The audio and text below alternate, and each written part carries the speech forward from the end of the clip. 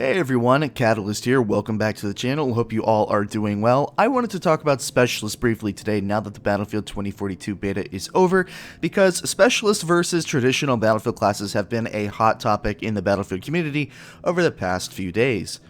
Since the reveal of the game back in June, the new Specialist system has been, well, a little bit controversial, to say the least. I think people were initially a little trepidatious about Specialists, but were open to the idea going into the beta, and now that it is over, I think it would be fair to say that a majority of players has slumped back into that pocket of skepticism of having Specialists as opposed to the traditional class system.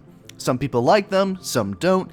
They are pretty controversial, as I said, but most of us can agree that these Specialists really ripped out the core of the Battlefield class system that we have known for decades, and if you don't like them, you probably feel that this needs to be fixed. I was won over by the idea of Specialists, but I thought the execution that we saw in the beta was extremely poor, and I think with some tweaks to player readability and some changes to make the Specialists function more like the traditional Battlefield classes, the gameplay loop at full release of the game will be much less bland and frustrating. DICE and EA sent out a survey yesterday to those who played the beta and asked our feedback on Specialists versus the traditional class system and other aspects of the beta, and even though I gave my thoughts there, I thought it would be a good idea to share my thoughts here on why Specialists are currently a problem and how to fix them in Battlefield 2042.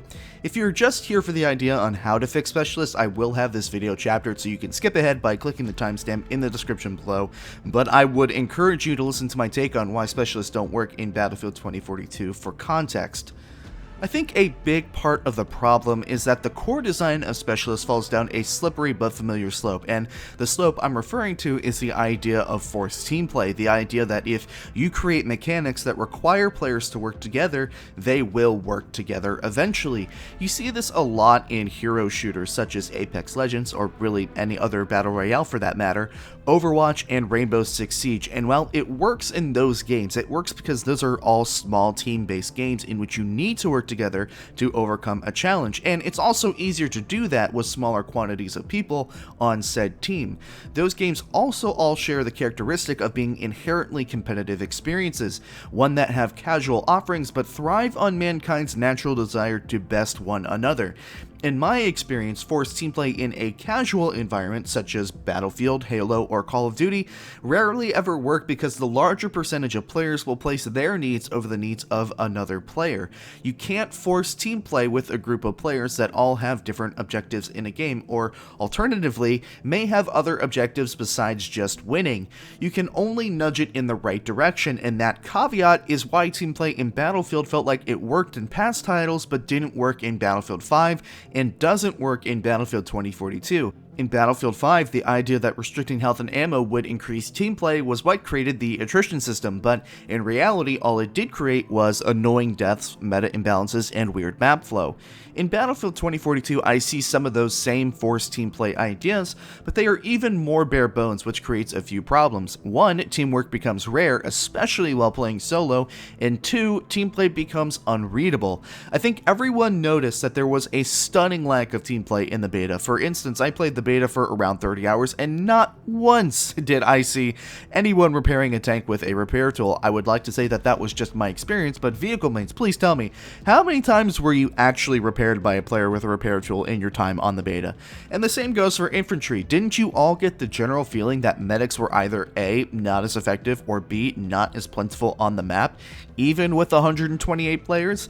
Even if you wanted to play around your team in Battlefield 2042, it is much more difficult because gadgets are no longer locked by the class you play.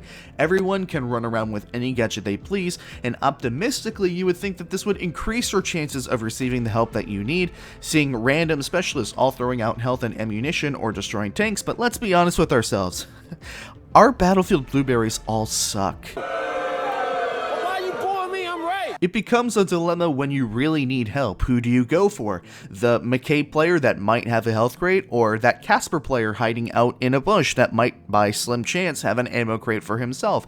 It all goes back to the idea that players are going to do what is best for them over the team when given the option, which is why we started seeing a whole lot of this guy. Some of the blame does fall on us as a community. On the one hand, we wanted that open sandbox gameplay that has been lacking in recent entries to the franchise, but on the other hand, we also want to feel like we have an organized role and objective to fulfill, whether that be designated or subconscious, and it's the hidden beauty behind the class system in the past. The key to fixing Specialists is by returning that readability to the battlefield by rebalancing Specialists to fit a traditional class system, but in doing so not destroying the uniqueness and flexibility of the Specialist. Now, when I talk about readability, there are two components to that. The elephant in the room, of course, is that Specialists are here in the game to make EA a buttload of money with the cosmetics and customization that comes with the season passes, so no matter what, you can imagine that it's going to be difficult at times to distinguish what enemy Specialists you're looking at and how to counter them.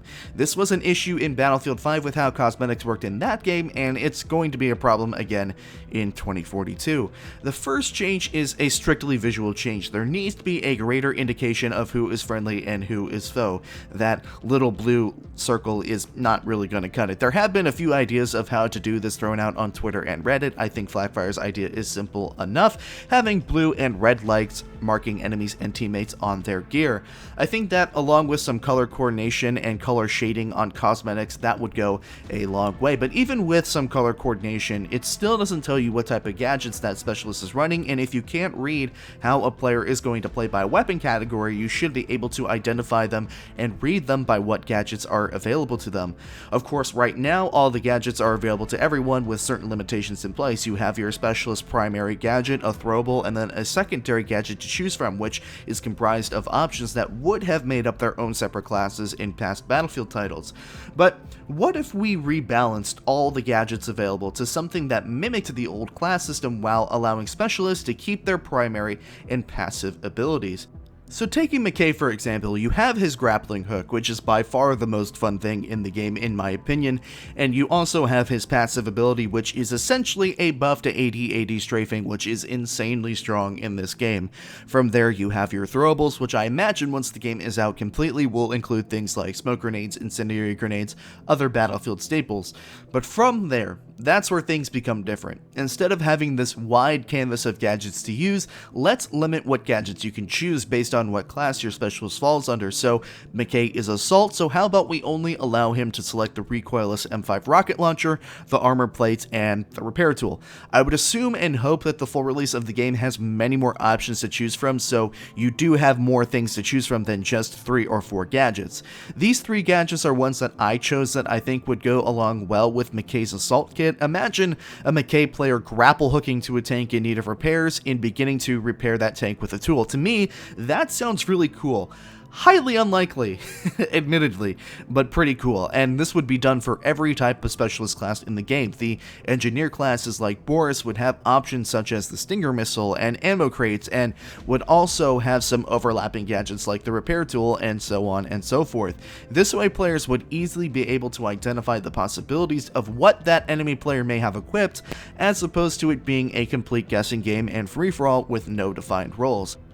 You see a Falk and you automatically think, okay, that's a medic, or in 2042, a support specialist.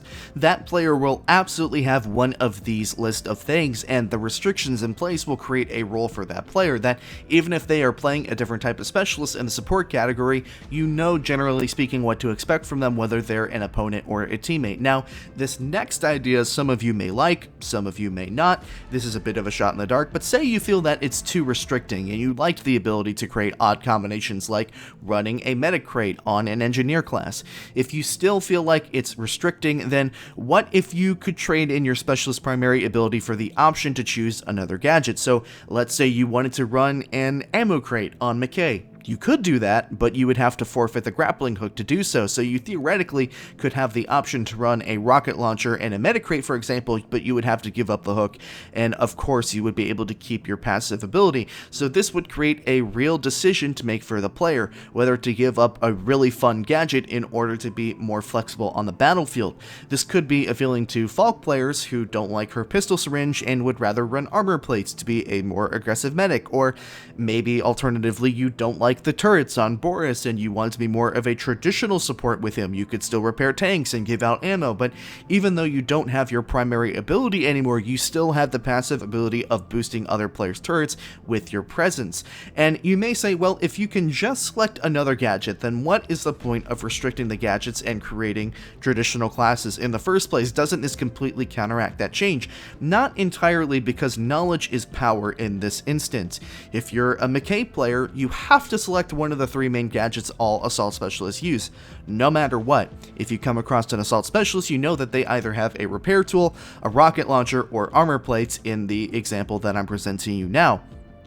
That in itself is already more information than you had previously under the balances of the beta build, where they could have had anything and there was no designated team play gadgets. Additionally, if you see a specialist use their primary ability, say you see Casper send up a recon drone, well, then you automatically now know that he doesn't have a second gadget and he has one of 3 or 4 main gadgets available to him. Sure, I agree, you still do have to do a lot of math and guesswork in your head in such a small amount of time, but this way you have your established class-like system with defined roles without ripping away specialist abilities and without the unreadability that the game currently possesses. It's not a perfect idea, but I think that these are relatively easy changes that DICE could implement as a happy medium if they wanted to, between those who want the old class system back but also want the freedom to create their own playstyle. That's the end of the video, ladies and gentlemen. If you enjoyed it, please leave a like, as it helps me tremendously. And if you really enjoyed it, consider subscribing for more Battlefield 2042 content. I will be posting a ton of that leading up to the game's release. I stream every Monday, Wednesday, Friday, and Sunday on Twitch at 8:30 p.m. Eastern Standard Time, with the odd stream on YouTube as well, so follow me there if you wish. Once again, thank you so much for watching. My name is Catalyst, and I will see you all another time.